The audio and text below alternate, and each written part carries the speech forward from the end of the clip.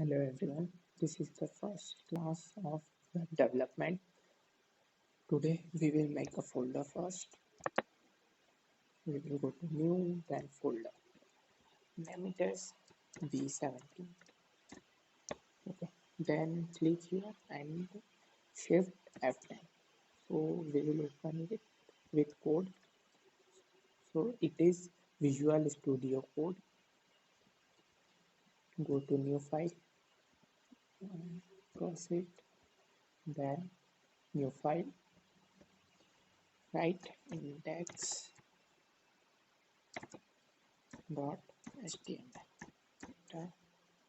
then shift 1. So it is exclamatory mark and enter.